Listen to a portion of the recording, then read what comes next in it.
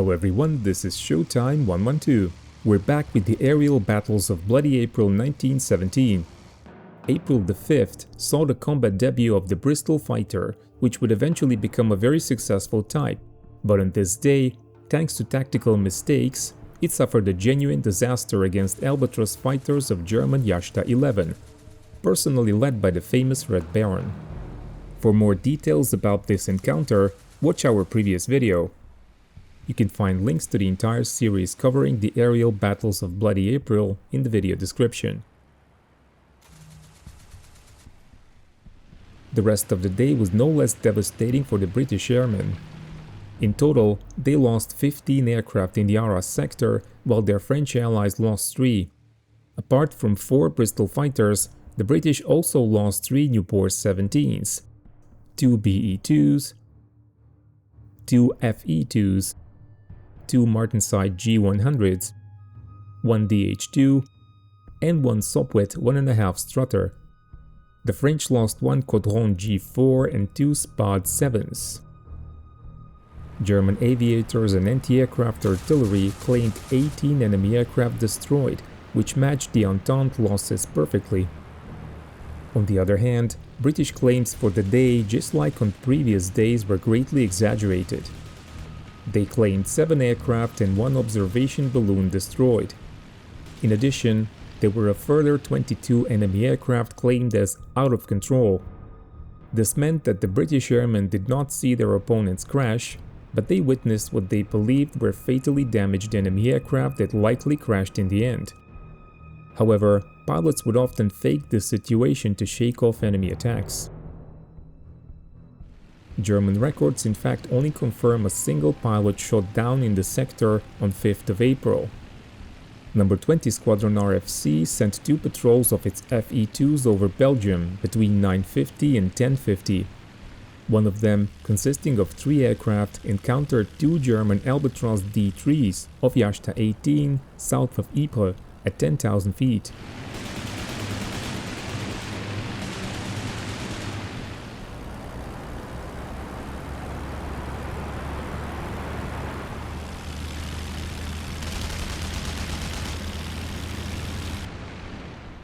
Two of the British pushers were damaged. One of the German pilots, Ernst Wiesner, claimed the victory, but did not receive confirmation.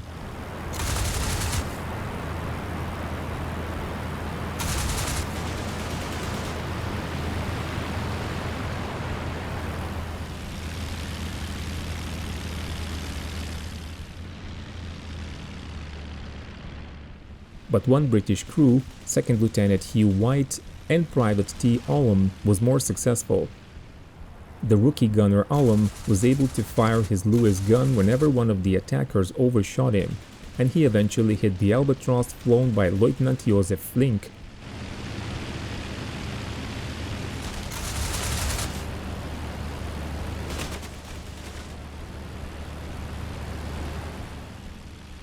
According to one source, Flink was wounded in the arm, while another says that he was uninjured but his engine was damaged.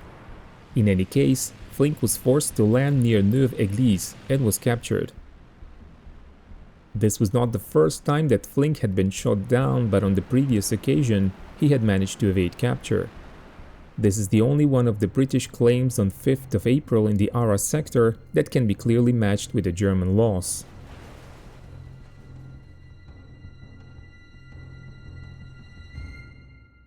In our previous videos, we have shown some successful destructions of observation balloons. But balloon busting was a very dangerous business, as demonstrated by the loss of an RFC No. 60 Squadron Nieuport 17. A Canadian pilot, Lieutenant Townsend, was hit by ground fire while attacking a German Drachen near Cambrai.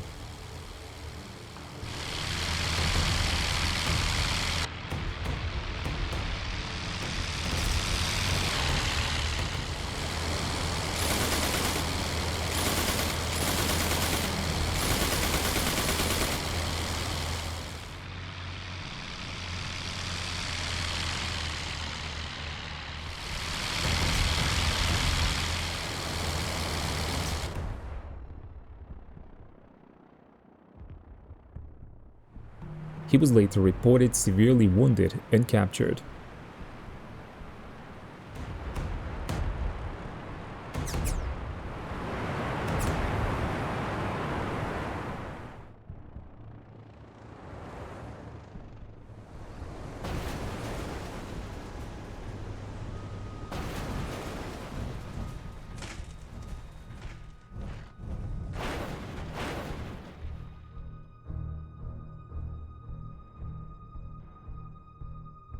April 6, 1917 was Good Friday. The beginning of the British offensive was nearing, and everyone suspected something was up. Over 2 days, British aircraft took about 1,700 aerial photographs, while bombing aircraft raided German aerodromes 17 times. The weather was relatively good in the morning, and most of the flying was done before midday. The first shoot-down of 6th of April was a unique one. It took place at 2:30 a.m., and it was most likely the first night aerial victory for German fighter pilots. Night interceptions were extremely rare in World War I, as there were no radars or radios to guide pilots to their targets. Nevertheless, German ace Wilhelm Frankl achieved the victory over an Fe-2 from No. 100 Squadron near Curie-la-Motte.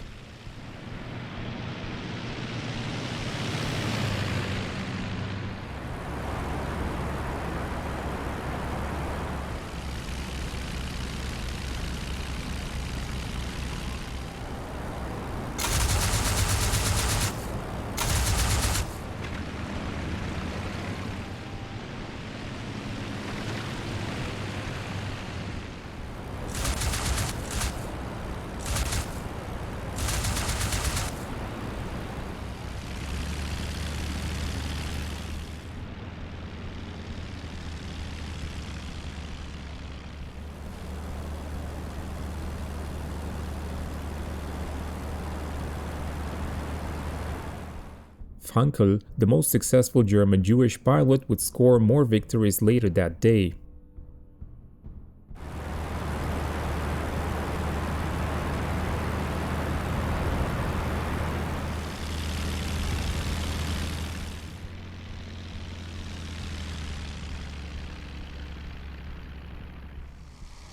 The first loss of the daytime came around 8 o'clock.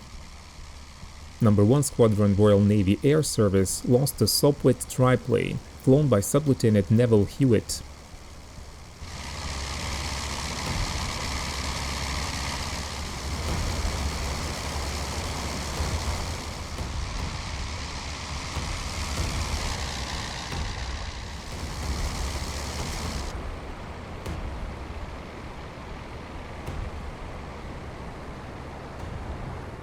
He was last seen circling Douagny, and his plane eventually force-landed.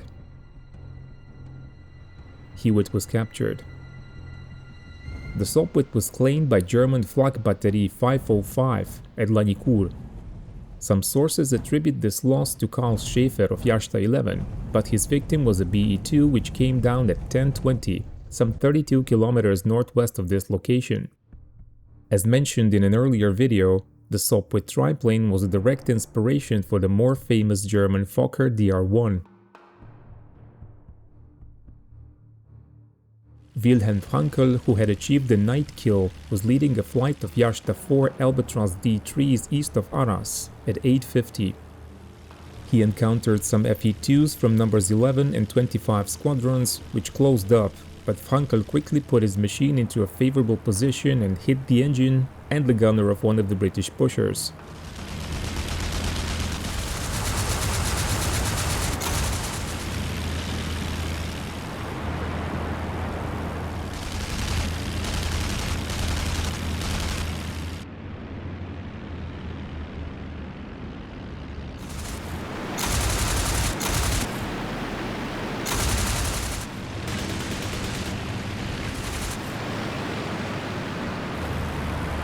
The Fe-2 went down and crash-landed at Fauchy, just east of Arras. Frankl wasted no time and attacked another Fe-2. The second British machine went down as well, and both crew members survived after gliding down over the lines and crash-landing. A third Fe-2 was also hit and its pilot wounded, either by Frankl or one of his men. Frankl was credited with 2 victories. Later in the day, he shot down his 4th victim, a BE-2 of number 15 Squadron RFC. Another devastating loss was suffered by number 57 Squadron RFC, which sent 6 Fe-2s on an offensive patrol in the Cambrai-Douai area.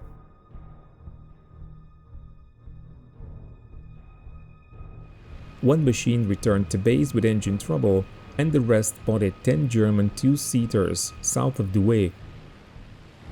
The British flight attacked the German formation, but the fight was soon joined by German single-seat aircraft from 3 German Jastas, 2, 5, and 12.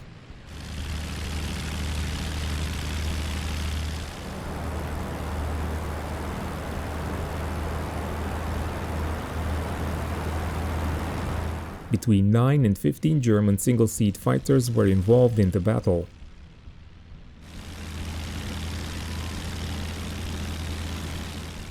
One of the Fe-2s was shot down by Adolf von Tuschek, a future 27 Victory ace, for his 3rd success.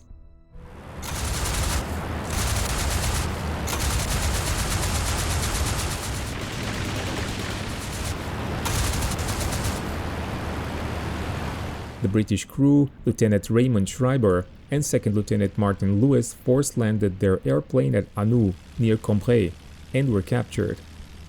Werner Voss was also attacking the same machine, and according to one source, he and von Tuschek flipped a coin for the victory credit, as the German system did not allow for shared victories.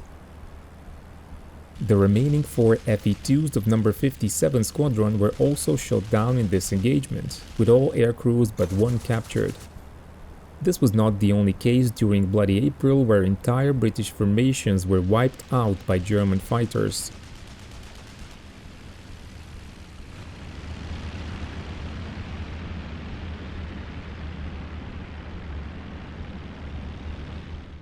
But the Germans paid a price for these victories. 2 Jasta 5 pilots collided north of Noyelles.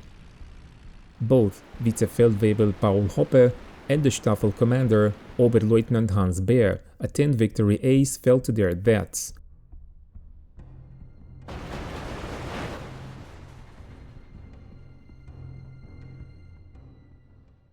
British RE-8s of number 59 Squadron had a very bad day too.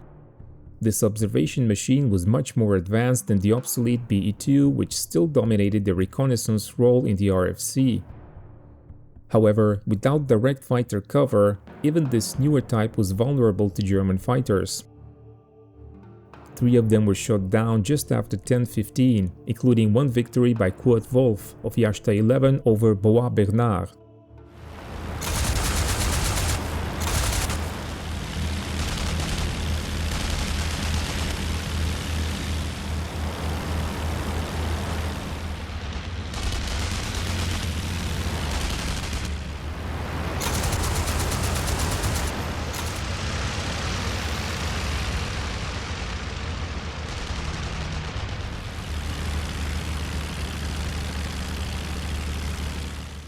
Sopwith Triplanes of 1 Squadron Royal Navy Air Service lost another aircraft just after 12 o'clock. A patrol ran into Jasta 12 near Annan. Hauptmann Paul von Osterroth, the unit's commander, claimed the triplane flown by Sub-Lieutenant Weil, whose aircraft crashed near a railway station.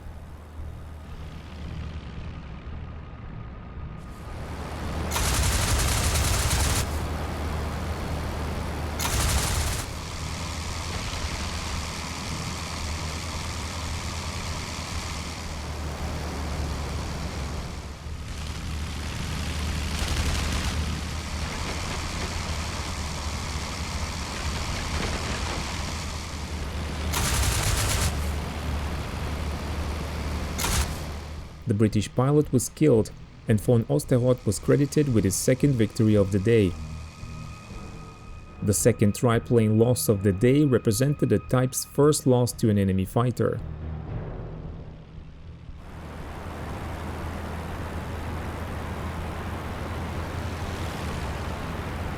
The French part of the sector saw more action as well, but the activity focused mostly on observation balloons, as the French were trying to blind the Germans' view of the build-up for the Nivelle offensive. They claimed 5 balloons destroyed, with the Germans admitting 2. The French lost 6 aircraft, mostly Caudron G4s, as well as a single balloon.